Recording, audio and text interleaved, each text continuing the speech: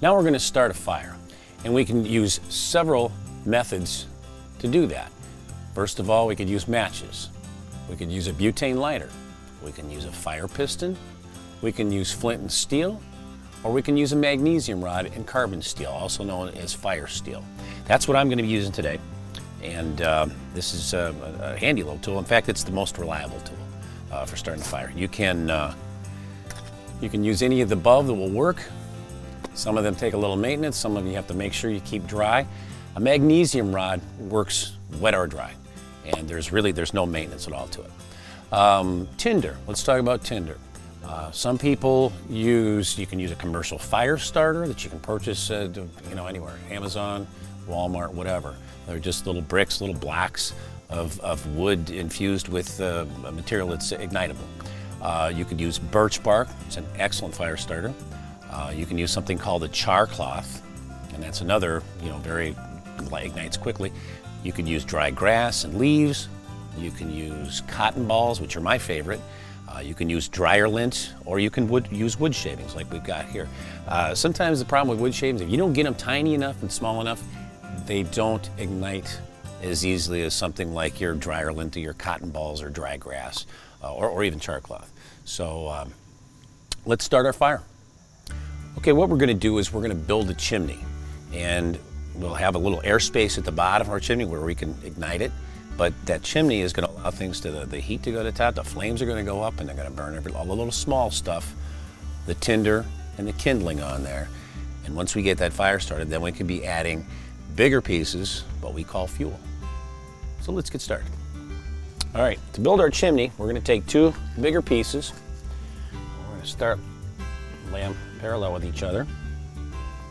I'm going to have two smaller pieces going across those. And then I'm going to take even smaller pieces, move this a little closer.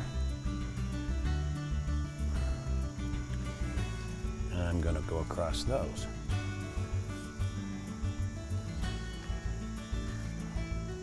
Now the idea here is we're creating this chimney. We want to have, or while we're creating this chimney, we want to have space between all of our pieces. So you don't have space, it won't breathe. It's got to breathe. Got to let air flow. Coming up from the bottom, we need airflow. Put them too close together, and you're going to choke it.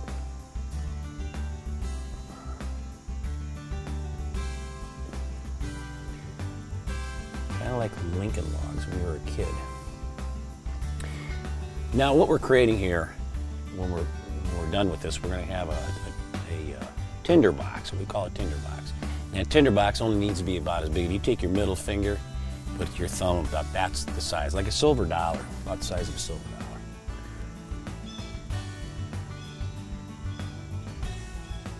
Now, these are teeny tiny ones here. These are tinder. Tinder is no bigger than the thickness of a match. Just kind of messed up my perfect little grid here, but that's okay. Still light. Some nice tiny stuff.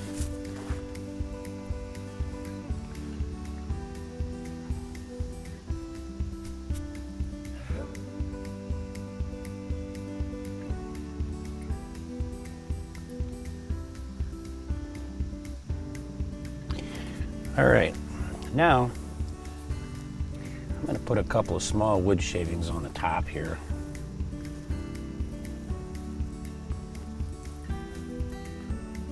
It'll help us get that going. Teeny tiny little wood shavings.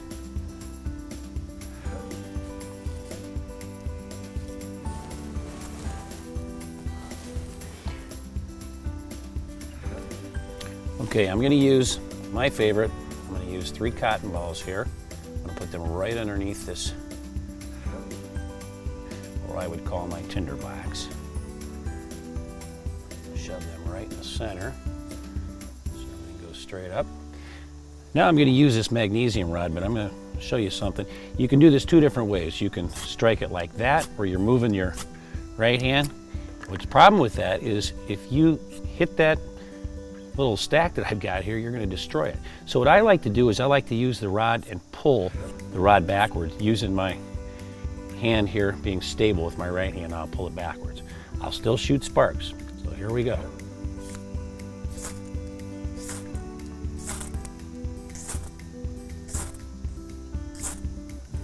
Okay, the cotton started.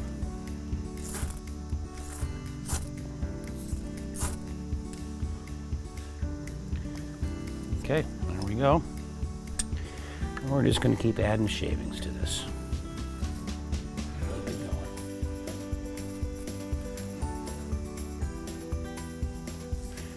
Throw some shavings down below. It's taken right off. Keep the shavings going. Now we can throw a little bit of a little bigger in here.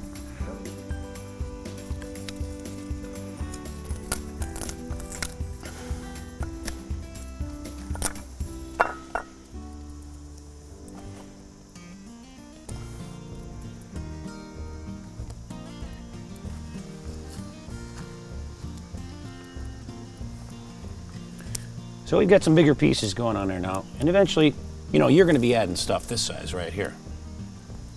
But you just have to build the fire small. From here, we just keep adding bigger pieces. And if your fire happens to go out, we've got a little device here. I've got a little flexible vinyl hose, and I've attached a little copper piece of pipe at the end here, and we'll do something like this.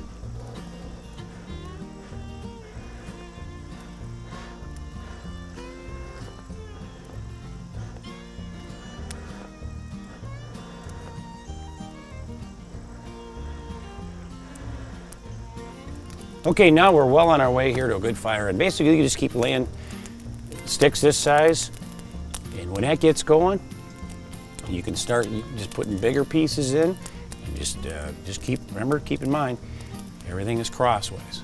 You could build a teepee, that's fine too. This way just works better for me. I just think it's a little neater fire.